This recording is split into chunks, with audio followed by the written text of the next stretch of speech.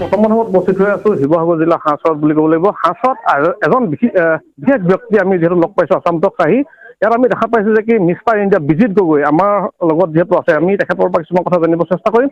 আচলতে প্ৰকৃততে যিহেতু আগন্তুক যি নিৰ্বাচন, সেই নিৰ্বাচন কেন্দ্ৰিক কিছুমান আমি প্ৰশ্ন তেখেতৰ পৰা আমি এটা অন্তৰংগ আলাপ তেখেতৰ লগত আমি পাতিব বিচাৰিছো। যিহেতু বিজিত গগৈ আছে, যিহেতু তেখেতো এটা এই যি হাকুজা দলৰ বিজেপি দলৰ টিকেট প্ৰত্যেক্ষে বুলি ক'ব লাগিব। তেখেত আমাৰ লগত যিহেতু আছে, মই তেখেতৰ পৰা কিছুমান কথা জানিব চেষ্টা কৰিম। যিহেতু শিৱসাগৰ জিলাৰ এনেকুৱা এটা সমষ্টি, যিটো সমষ্টিত অখিল গগৈ যিহেতু বিধায়ক, সেই বিধায়ক হোৱাৰ পাছত তেখেতে বিভিন্ন ধৰণৰ বিভিন্ন মত পোষণ কৰি আহিছে, কিন্তু বিজেপি দলে কাক এই টিকেট দিব বা টিকেট প্ৰাৰ্থী কোন কোন আছে আমি সম্পূৰ্ণ দিছো, আমি একাধিকভাৱে ৰখাই দিবলৈ চেষ্টা কৰি আছো।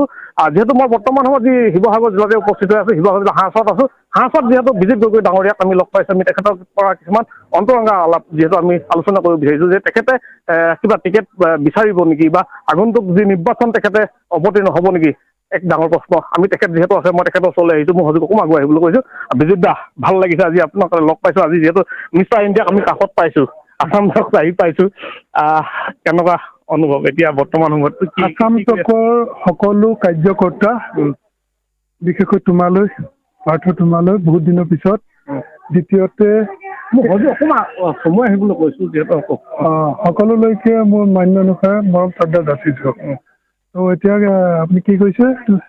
যিহেতু আগন্তুক নিৰ্বাচনৰ ক্ষেত্ৰত আপুনিও টিকেটৰ দাবীদাৰ, যিহেতু শিৱসাগৰত বিধায়ক অখিল গগৈ ৰাইজৰ দলৰ বিজয়ী প্ৰাৰ্থী, তেনে ক্ষেত্ৰত আপোনাৰ কিবা নিৰ্বাচন খেলা কিবা মন আছে? মই গত দুটা নিৰ্বাচনতো প্ৰতিদ্বন্দ্বিতা আগবঢ়াইছিলো, এই দুটা বঢ়াইছিলো। এইবাৰো নিশ্চিতভাৱে মই নিজৰ মোৰ যিখন এপ্লিকেশ্যন বুলি কয় ছাবমিট কৰিছো, মোৰ প্ৰফাইলটো কৰা হৈছে। আৰু তৃতীয়টো হৈছে মই মিষ্টাৰ ইণ্ডিয়া 3 বাৰ, অসমৰ শিৱসাগৰ ৰাইজ গৌৰৱান্বিত। 3 বাৰকৈ সমগ্ৰ ভাৰতবৰ্ষৰ 135 কোটি মানুহৰ মই মিষ্টাৰ ইণ্ডিয়া হৈছে। এবাৰ নহয়, দুবাৰ নহয়, 3 বাৰকে। এই 3 বাৰ মই নাম্বাৰ 1 হৈছিলো। Healthy body, healthy mind, healthy society. সুন্দৰ শৰীৰ, সুন্দৰ মন থাকে, সুন্দৰ মনে এখন সুন্দৰ সমাজ গঢ়ে, হয়নে? ত' এইটো সৰুৰ পৰা এটা ডিম আছিলে সমাজ গঢ়াৰ, সেইকাৰণে সমাজৰ ক্ষেত্ৰত লাগি আছো। সুচিন্তা আৰু সুবিচাৰ কৰোঁ। মোৰ জীৱনত দুজনেই মানুহ হৈছে, এজন হৈছে কৃষ্ণ, এজন হৈছে শংকৰদেৱ। পৃথিৱীত কোনে কি লৈ যাব, হয়নে? এসময় বৃন্দাবন পৰে চন। ত' বহুত দেখি আহিছে, সেইকাৰণে মোৰ চিন্তাধাৰা, মোৰ মানসিকতাটো অলপ বেলেগ ধৰণৰ। সেইকাৰণে তাহানি আহোম স্বৰ্গদেউ চুকাফাৰ পৰা বনাই অহা যি বৰ অসম প্ৰতিষ্ঠা কৰিছিল সকলোকে লৈ, এই বিজেপি আমাৰ গত দুটা নিৰ্বাচনত আমি হাৰিছো। ইয়াৰ কাৰণবিলাক এইবাৰ নিশ্চিতভাৱে ভাৰতীয় জনতা পাৰ্টি হৈ গৈছে। কিহৰ কাৰণে হৈছে ইয়াত বিশেষকে মই এটা অখিল গগৈ বিভিন্ন স্থানত, বিভিন্ন জেগাত, ঠাইত বিভিন্ন নামে নামাকৰণ কৰিছে, কিন্তু বিজেপি দল কিয় ইয়াত সক্ৰিয় হ'ব পৰা নাই? আপোনাৰ মতামত কি? সক্ৰিয় হৈ আছে বিজেপি, কিন্তু ওপৰত এইবাৰ চাগে নিশ্চিতভাৱে ভুল নকৰিব। এজন যোগ্য প্ৰাৰ্থী, যোগ্য বিজ্ঞ বসুন্ধৰা। মই আকৌ কৈছো, যোগ্য বিজ্ঞ বসুন্ধৰা যদি পায় নিশ্চিতভাৱে জয়ী হ'ব। শিৱসাগৰ ৰংপুৰ ৰঙে ভৰি যাব। তাহানি স্বৰ্গদেউ বনাই যোৱা যি বৰ অসম আছিলে, সেই বৰ অসম শিৱসাগৰৰ পৰা যিহেতু হৈছে, সেই শিৱসাগৰৰ পৰা তেতিয়াহ'লে এইবাৰ নিশ্চিতভাৱে ভাৰতীয় জনতা পাৰ্টি যোন কেণ্ডিডেট দিব, যোনজন প্ৰাৰ্থিত্ব নিৰ্বাচিত হ'ব, খালি মই এটা কথা কৈছো, আকৌ কৈছো, যোগ্য বিজ্ঞ বসুন্ধৰাক দিলে নিশ্চিতভাৱে জয়ী হ'ব। আপুনি কিমান দূৰ টিকেট যিহেতু প্ৰত্যাশী, আপুনিও ছাবমিট কৰিছে, আপোনাৰ ডকুমেণ্ট ছাবমিট কৰিছে, টিকেটটো পোৱাৰ সম্ভাৱনা কিমান আছে? মই নিশ্চিতভাৱে এইবাৰ আশাবাদী। আগৰ যিগৰাকী আছিলে নিৰ্বাচন অৱতীৰ্ণ হৈছিলে সৌৰভী ৰাজপথ, তেখেত পৰাজয় বৰণ কৰিলে অখিল গগৈ ডাঙৰীয়াৰ লগত। তেনে ক্ষেত্ৰত আপুনি কেনেধৰণে যুঁজ দিম বুলি ভাবিছে এই মুহূৰ্তত 26ৰ নিৰ্বাচনত? মই আকৌ কৈছো যে বিজিত গগৈ গলি গলি জানে, हर गली में एक ही आवाज निकलता है बिजित को, मिस्टर इंडिया आ गया। समझ गया ना बात? मैं तो समझ गया, लेकिन जो पब्लिक है उसको कैसे समझ? नहीं देखो, प्रथम मैं কৈছো फिटनेस फार्स्ट, সুন্দৰ শৰীৰ, সুন্দৰ মন থাকে, সুন্দৰ সমাজ গঢ়ে। চচনি খাইছো, কোনোবাই মোৰ কথা পাতিছে। আগতেও কয় যে কি কোনোবাই কথা পাতিলে যেন কোনোবাই কাৰোবাক যেন আশীৰ্বাদ দিয়ে, সেইটোৱে এতিয়া প্ৰতিফলিত হ'ব।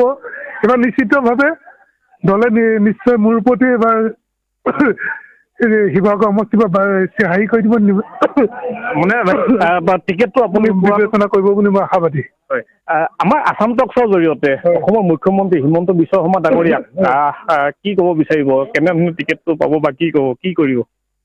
ডক্টৰ হিমন্ত বিশ্ব শৰ্মাই অসমৰ শদিয়াৰ পৰা ধুবুৰীলৈকে, ধুবুৰীৰ পৰা বৰাক ভেলীলৈকে সমগ্ৰ অসমত নিৰবিচ্ছিন্নভাৱে কৰ্ম কৰি গৈছে। তেখেতৰ কৰ্মৰ যোগেদি তেখেতে নিশ্চিতভাৱে মোৰ দুইটা চকু দি মেলি চাব বুলি মই তেখেতৰ যিটো দক্ষতা, সেই দক্ষতাক কোনো নস্যাৎ কৰিব নোৱাৰে। তেখেতৰ যিটো ৰাজনীতিৰ যিটো তেখেতৰ পৰিকল্পনা, তেখেতকতো কোনো নস্যাৎ কৰিব নোৱাৰে বা কোনো তেখেতক অৱমাননা কৰিব নোৱাৰে। যিহেতু এগৰাকী দক্ষ মুখ্যমন্ত্ৰী, সমগ্ৰ বিশ্বই জানে তেখেতক। কি ক'ব? তেখেতৰ এইটো কি নিশ্চিতভাৱে এজন দক্ষ। এইখন অসমত এবাৰ শিৱসাগৰ একো ক্ৰিটিকেল নহয়, একো নহয়। শিৱসাগৰ ৰাইজ ভোট দিবলৈ ৰেডি হৈ আছে।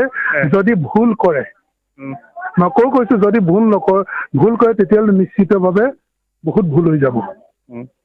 আচলতে প্ৰকৃততে মই আপোনাৰ পৰা আৰু এটা কথা মই সুধিব বিচাৰিম, যিহেতু সমগ্ৰ ৰাজ্যতে উন্নয়ন হৈছে, কিন্তু শিৱসাগৰত উন্নয়ন হোৱা নাই। অখিল গগৈৰ কাৰণে উন্নয়ন হোৱা নাই নেকি? তেনেকুৱা কিবা প্ৰশ্ন আছে নেকি আপোনাৰ মনত? 100% উন্নতি একো হোৱা নাই। নিজৰ এজন যেতিয়া নিজৰ এজন বিধায়ক পাব, বিধায়কজন পোৱাৰ লগে লগে সমগ্ৰ কামখিনি এজন বিধায়কৰ ওপৰত বিশ্বাস আহি যায়, নিৰ্ভৰ কৰে ন, বিশ্বাস কৰে। এই বিশ্বাসৰ যোগেদি এতিয়া অখিল গগৈ কি বেলেগৰ পৰা আহি পিনি ইয়াত হৈছে? অখিল গগৈ কাৰ কাৰণে হৈছে? মিয়াৰ প্ৰেমত পৰি আছে চুমা বাবা। তেতিয়াহ'লে চুমা বাবাই কি ক'ব চাব, আমাৰ বাই ভনীসকলৰ কাৰণে বহুত চিন্তা বিষয়ে পৰিছে। তেখেতৰ কথা ক'লে শেষ নহয়। ভাতৃ প্ৰতিম অখিল গগৈক কি বুলি ক'ম, এইবাৰ যুদ্ধখন তেওঁৰ মোৰ মাজত হ'ব নেকি? নিশ্চিতভাৱে মই কোনোদিন বিজিত মানে জয়, কোনোদিন পৰাজয় হোৱা নাই। নিশ্চিতভাৱে মই নেপাওঁ, শিৱসাগৰ ৰাইজে টিকেট পাব। ৰংপুৰীয়াই টিকেট পাব এইবাৰ বিজেপি গগৈ জয় হ'ব নিশ্চিতভাৱে। শিৱসাগৰ ৰাইজ জয়ী হ'ব। 96 নম্বৰ 96 এছেম্বলি নিশ্চিতভাৱে জয়ী হ'ব এইবাৰ। যি নিজকে নিজে বাঘ বুলি কয় আপোনালোকে জানে, মানে কি ক'ম, এইটো জনগণে শিৱসাগৰ ৰাইজে বিচাৰ কৰিব, হয়নে? বাঘ বুলি ক'লে মোক কোৱা যায়। বিজিত গগৈ বডি বিল্ডিঙত গোটেই ৱৰ্ল্ড ফেমাছ ফিটনেছত। তেখেতে বাঘ কৈ থৈছিল, তেখেতক জুলুঙাটো লৈহে থকা দেখো মই। জুলুঙাত কি থাকে আপোনালোকে এদিন মই কথাখিনি বেলেগ এদিন ক'ম। ৰঙামাটিৰ জুলুঙাটো, এই বাকৰ জুলুঙা শিৱসাগৰ ৰাইজে এবাৰ ছিঙি পেলাব নিশ্চিতভাৱে। আপুনি সম্পূৰ্ণ আশাবাদী নে? মই পুৰা আশাবাদী। মোৰ ভগৱানৰ ওপৰত বিশ্বাস আছে। সেই মোৰ পুলিন পুঠা, সেই মোৰ উপৰি পুৰুষ মোক আশীৰ্বাদ কৰক, মোক সুবিধা দিয়ক। এইবাৰ যাতে আপোনালোকে বনাই যোৱা সেই তাহানি বৰ অসম মই পুনৰ প্ৰতিষ্ঠিত কৰিব পাৰো, বিশ্ব মানৱক ইয়ালৈ আনিব। হয়, নিশ্চয়। ধন্যবাদ জনাইছো আপোনাক। আচলতে এনেধৰণে আমি যিহেতু আকস্মাত আমি আহি যি মিষ্টাৰ ইণ্ডিয়া বিজিত গগৈ ডাঙৰীয়াক আমি লগ পালো। তেখেতেও যিহেতু বিজেপি দলৰ পৰা তেখেতেও টিকেট প্ৰত্যাশী, আৰু আগন্তুক সময়ত আমি